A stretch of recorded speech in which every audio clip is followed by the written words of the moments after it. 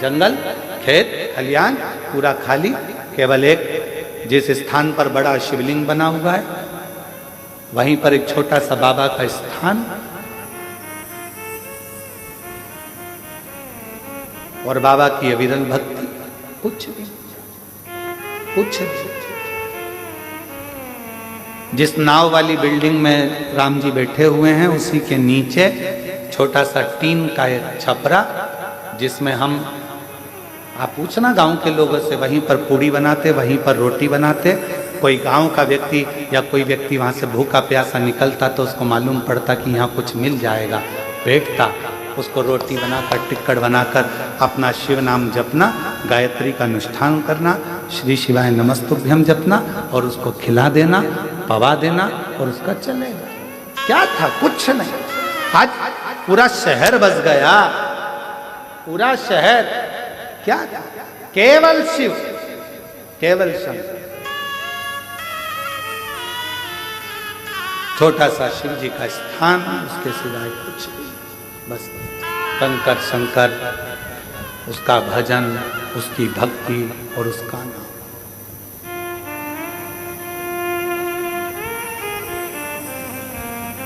कई लोग कहते हैं गुरुजी आपने वृंदावन नहीं चुना। कल हमारे चतुर्वेदी कह रहे थे कि वृंदावन नहीं चुना, अयोध्या नहीं चुना, उज्जैन नहीं चुना, आपको यही जगह चुनी जहां पर बिल्कुल एकांत अलग साइड में। हमने कहा हम नहीं चुनते, उसने हमको सीहोर के लिए चुना तो जगह भी तो वही चुनेगा। चुनने वाला वो है, सब बनाने वाला वो है, करने वाला वो है। आप और हम तो केवल एक निमित्त मात्र हैं, केवल निमित्त। शरीर मिलाए, अच्छा कर्म करिए, शरीर चला जाएगा।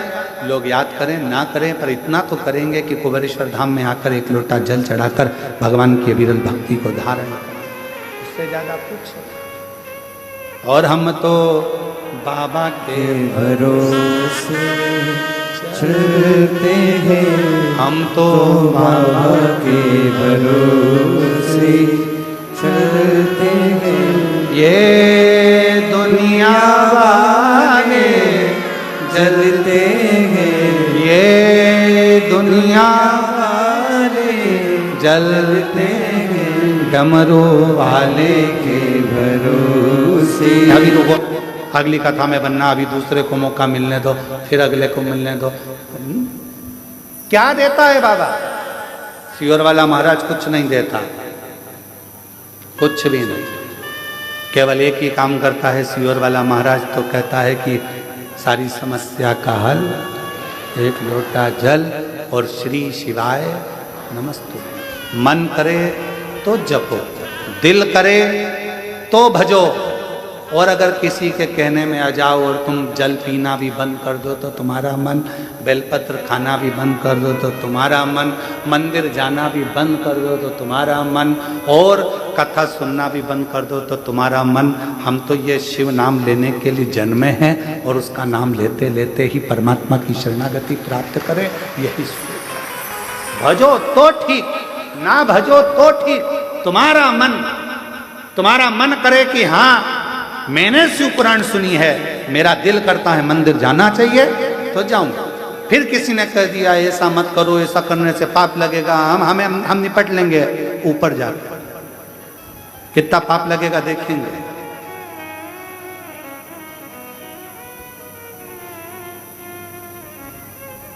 शायद भारत की भूमि पर जितना विरोध किसी पुराण का नहीं हुआ होगा, उतना विरोध शिव महापुराण का हुआ है। जो मिलता है केवल शिव पुराण का, ये ऐसा बोल दिया, वैसा बोल दिया, ये गलत कर दिया, वो गलत कर दिया। अरे कुछ भी गलत करा, उसका नाम तो पशुपति नाथ है। एक कुत्ता भी जाकर अगर उसे चाट लेता है तो अगला जन्म नहीं पाता है, उसको पशुपति नाथ कहते हैं। एकांत में शंकर जी का ओटला, शंकर जी का मंदिर खाली पड़ा है, उस खाली पड़े मंदिर में कोई नहीं जाता तो कौन पहुंच गया? कुत्ता। कौन पहुंच गया? गाय। कौन पहुंच गया? पशु पक्षी जानवर जीव सांप बिच्छू सब उस मंदिर के अंदर होंगे, शंकर जी से चिपके रहेंगे, शिवलिंग से चिपके रहेंगे। चींटा शिवलिंग के पास, चींटी शिवलिंग के पास, किसी मंदिर की बड़ी बड़ी मूर्तियों का दर्शन करिए, बड़े बड़े इष्ट भगवान का दर्शन करिए। किसी मंदिर में तुम्हें चीटा चीटी नजर नहीं आएंगे, शंकर जी के पास सब चिपके रहेंगे। फूल में इल्ली, वो भी शंकर जी से चिपकी, वो भी चिपकी, और ऐसे चिपकी ऐसा लग रहा है जैसे पूछो मती कि इतने प्रेम से कैसे चिपकी। समझो, जब पशु पक्षी जानवर जलचर थलचर वायुचर ये सब शिव के करीब में है, क्यों? क्योंकि उसका नाम विश्वनाथ है। वो सारे विश्व के वासियों को, चाहे जो भी जीव है, उसको अपना बना लेता है। लोग कहते हैं पाप लगेगा। शिव महापुराण की कथा कहती है भगवान का जल पीने से पाप नहीं। शिव पुराण की कथा कहती है अगर कोई शंकर जी का प्रसाद लेकर जा रहा है, उसका मात्र दूर से खड़े होकर भी दर्शन कर लिया जाता है, तो फिर उसके परिवार की 71 पीढ़ियां बैकुंठ चली जाती है, भोगना नहीं पड़ता है। यह शिव पुराण में लिखा है। विद्येश्वर संहिता के अंदर शिव महापुराण में लिखा कि शिव जी के प्रसाद का मात्र दर्शन करने से भी 71 पीढ़ियां तर जाती है, 71 पीढ़ियां। तो फिर शिव तत्व क्या, उसको समझे तो। शिव माता पार्वती जी ने शंकर को अपना गुरु माना, और गुरु का फर्ज है विकारों को हर लेना, कष्टों को हर लेना, तकलीफों को हर लेना।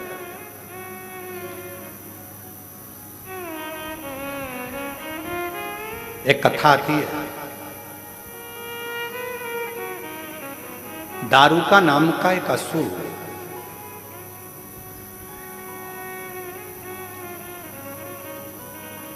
आज कथा में भजन नहीं हुआ, भजन थोड़ी देर से लेते हैं, अब कथा चालू हुई है तो थोड़ा विचार। एक दारू का नाम का असुर हुआ, ठीक है? नींद तो नहीं आ रही है ना? हाँ ठीक है, दोनों हाथ उठाकर एक बार हर हर, ठीक है। एक दारू का नाम का असुर हुआ, उसने ब्रह्मा जी का तप करा, और ब्रह्मा जी से तप कर कर उसने मांगा कि मेरे प्राण नहीं छूटा। अच्छा, जितने भी असुर थे ना, ये सोचते थे कि मैं मरूंगी, पर मरना तो पड़ता था।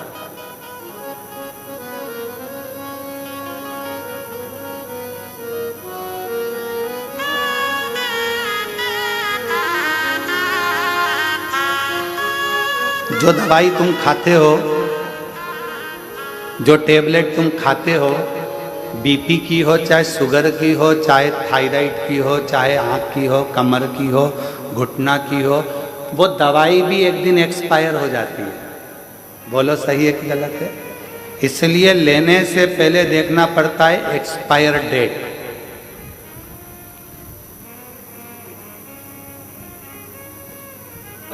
चूल्हे में डाल दो, सब्जी बन रही है, चूल्हे के अंदर डाल, ये किसी काम का। दवाई एक्सपायर हो जाती है, एक दिन तुम्हें जीवित रखने वाली दवाई भी एक्सपायर हो जाती है।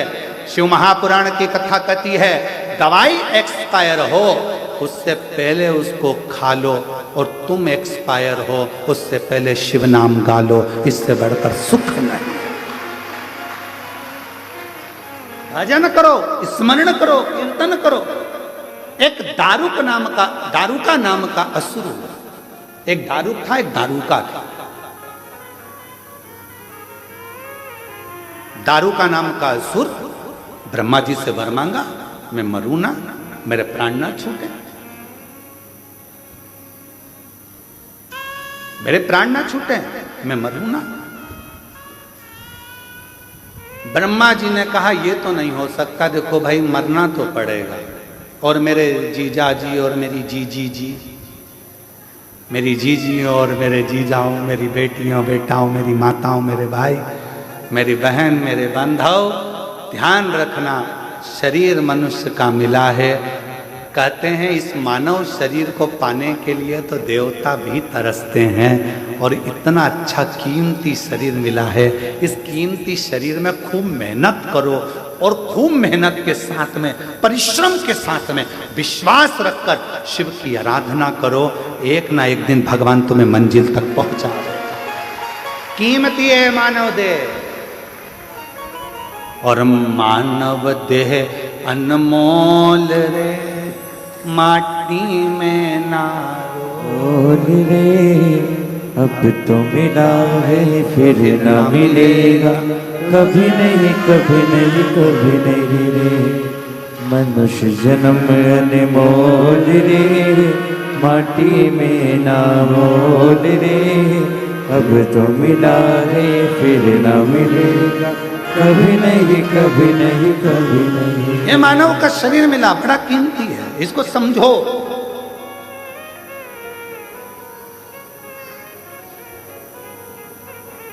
मैंने मानव शरीर तुझे हीरा दिया, तू यूं ही गंवाए तो मैं क्या करूं। प्रभु का नाम मैंने तुझे कीमत वाला दिया, तू ना गाए तो मैं क्या करूं। क्या कर सकता,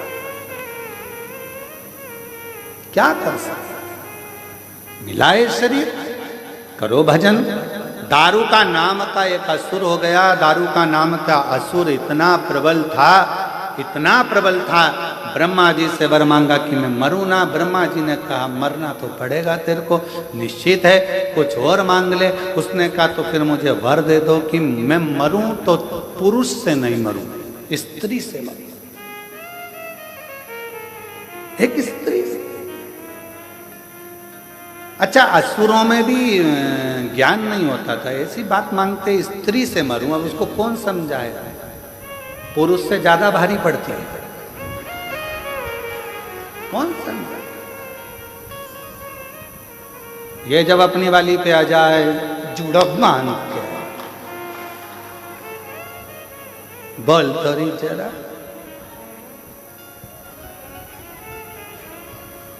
फिर बहुत। अब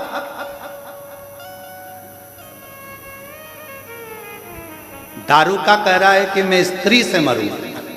ब्रह्मा जी मुस्कुराने लगे।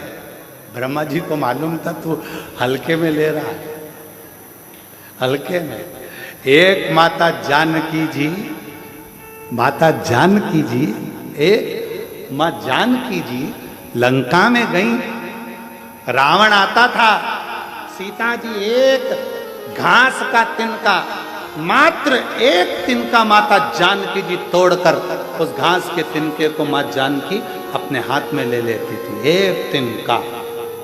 और रावण कहता था, ए सीता, जानकी जी से कहता, तिनके को देखती रहती है, मुझे तो देख। रावण का समझ नहीं पाया कि इस घास के तिनके में ऐसा क्या था। रावण को कौन समझाए, ये वो घास का तिनका सीता जी हाथ में क्यों लेती है, क्योंकि जब जानकी जी विवाह कर आई थी, कौशल्या मैया ने कहा था घर की बहू मीठा भात बनाए, खीर बनाए। जानकी जी ने खीर बनाई, ससुर जी के सामने परोसी। सीता जी उधर गई, खिड़की में से हवा चली, एक तिनका खीर में चला गया। सीता जी ने जो देखा, खीर में तिनका पड़ा है।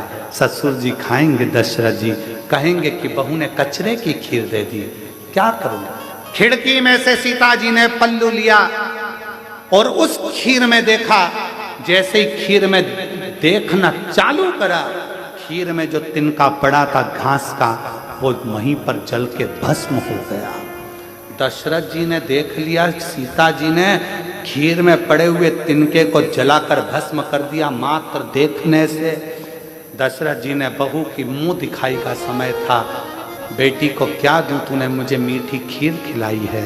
बेटा, ससुर का फर्ज है, पहली बार अगर खीर खावे, मीठा भात खावे तो कुछ देना चाहिए। मैं तुझे कुछ नहीं दूंगा, तुझसे लूंगा। पिताजी बोलो क्या चाहिए। सीता, वचन चाहिए। क्या वचन। जैसा तूने आज इस तिनके को देखा, ऐसा घूर कर किसी को मत देखना, किसी को मत। जब जब रावण आता था सीता जी तिनका ले लेती थी, इसी के चक्कर में बचा है, नहीं तो अभी तक तो निपटा देती तेरे को। 1 मिनट नहीं लगता, बस घूर के देखती और तू निपट जाता। आज भी मेरी जीजियों में वो बल है। जब बेटियां कहती है ना कि उसने मेरे को घूर कर देखा, अगर जीजियों में इतना दमदारी है, एक बार अगर घूर कर देख ले तो किसी के बाप में दम नहीं है कि तुम्हें कोई घूर कर देख ले। बस कोई घूर कर देखा और तूने दमदारी से आंखें नीचे। नहीं तो वीर शिवाजी महाराज की मां जीजाबाई को देखा है, अहिल्याबाई को देखा है, झांसी की रानी को देखा है। अभी थोड़ी देर में मुझे देख लेगा तो वो बेचारा, नहीं जीजी में तो आपसे कुछ नहीं किया।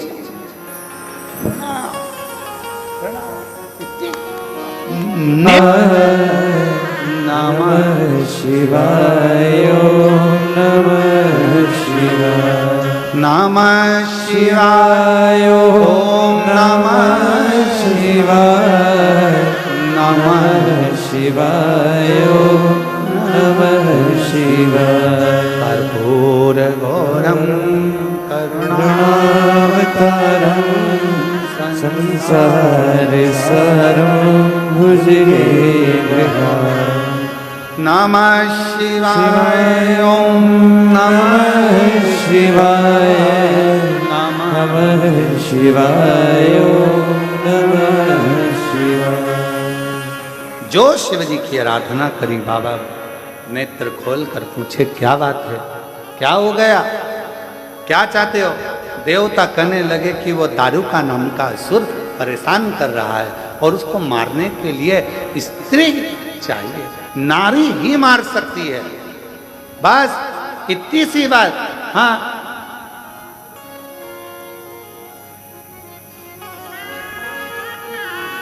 तो कौन मारेगा? लक्ष्मी जी से बोल दो, ना ना ना। ब्रह्माणी, ना ना ना। फिर कौन मारेगा? पार्वती। तो कहा पार्वती जी तो कभी इतनी बात भी नहीं करती, एकदम मौन रहती है, चुप रहती है, शांत रहती है। और फिर निवेदन है, जो ज़्यादा शांत रहता है, मौन रहता है, चुप रहता है, उसको हल्के में नहीं लेना चाहिए। वो है शांत, है मौन, चुप, पर फिर कभी कभी कभी कभी तेरे भक्त जनों पर माता भीड़ पड़ी है भारी, और दानव दल पर टूट पड़ो मार करके सिंह सवार। सो सिंहों से तू बलशाली, अस्त्र भुजाओ वाली, दुखियों के दुखड़े निवार। फिर अपने वाले पे शांत है। अरे ये पार्वती तो बहुत मौन रहती हैं, चुप रहती हैं, शांत रहती हैं, ये क्रोध नहीं कर सकती, इनको नहीं आता। पार्वती मैया का नाम आया, शिव जी ने मना करा। शंकर भगवान जानते थे पार्वती जी का स्वभाव, क्योंकि ये महागौरी है, मां शीतला है, शांत का स्वरूप। पर बाबा से विनती करी तो बाबा ने कहा ठीक है, तुम चाहते हो दारूका मरे, तैयारी करो दारूका के मरने की। मरेगा, सब देखेंगे। शिव जी ने जो विष पिया था, कंठ में विष गया था, पार्वती जी ने नीचे नहीं उतरने दिया था, कंठ में बैठकर पार्वती जी ने विष को रोक लिया था। अंदर नहीं उतरने दूंगी, मेरा पति विष पिए, अंदर नहीं उतरने दूंगी। पार्वती जी ने विष को कंठ में बैठकर रोक लिया। अब शिवजी को लगता था हमेशा कि ये कब तक बैठी रहेगी, इसको निकालना तो पड़ेगा, एक बार प्रकट तो करना पड़ेगा। हर हर। और भगवान देवाधिदेव महादेव, मेरे विश्वनाथ भगवान ने, मेरे कुबेरेश्वर बाबा ने, मेरे महाकाल राजा ने पार्वती जी को निमंत्रण दिया। पार्वती कब तक कंठ में बैठी रहेगी, विष है, जहर है, तुझे भी तकलीफ होगी, बाहर निकल, प्रकट हो। निकलती नहीं मां, आती। नहीं आई। तब माता पार्वती जी के लिए शिव जी ने कहा, तेरे भक्त जनों पर माता भीड़ पड़ी है भारी। महाकाली जो देखा, भयंकर रूप देखकर भगवान देवादिदेव महादेव भी थकित रह गए, बैठे थे खड़े हो गए। कालका का रूप, काली का रूप। पार्वती जी ने कालका बनकर, काली बनकर पूछा, बोलो विश्वनाथ किसका संहार करना है? काली चली। एक दारू का है, राक्षस असुर है, परेशान, सबको कर मार दे। कालका गई। एक तो विष की तपन, ऊपर से शिव की शक्ति, तीसरा शिव जी ने कह दिया काली, हमेशा कहते थे गोरी, आज कह दिया काली।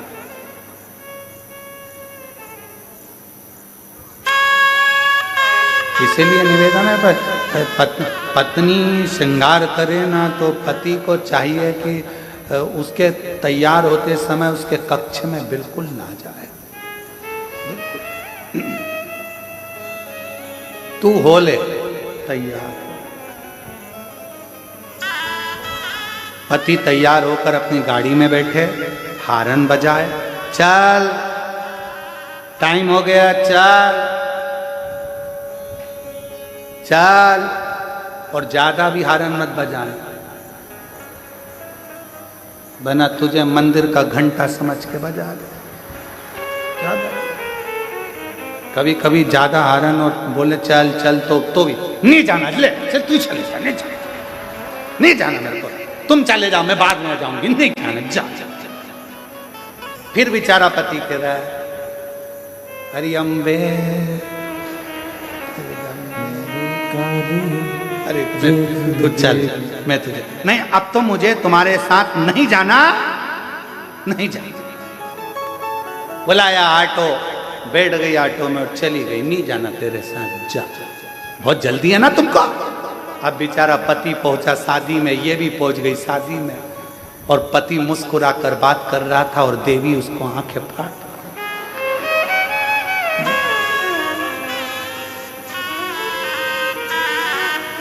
और अब आते समय पति ने पूछा भी नहीं कि चलेगी क्या, तो कहे तुम्हारे साथ चलूंगी। क्यों?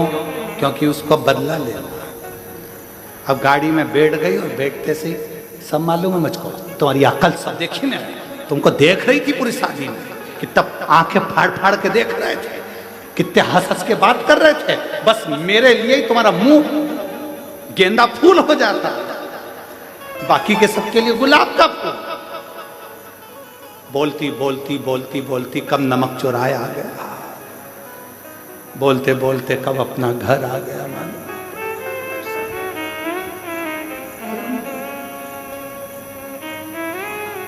एक तो असुर का संहार, विष के कारण प्रागट, दूसरा शिव ने कह दिया काली, टूट पड़ी भवानी और गई, दारुका का संहार कर कर आ गई। मार तो दिया असुर दारुका को, पर क्रोध शांत नहीं होता। देवता अपना अपना धाम छोड़कर भाग गए, सब अपना अपना धाम छोड़कर गए। कहां कौन संभालेगा? शिवजी ने देखा ब्रह्मा जी घबरा रहे हैं, भगवान विष्णु घबरा रहे हैं, माता का क्रोध तीव्र है।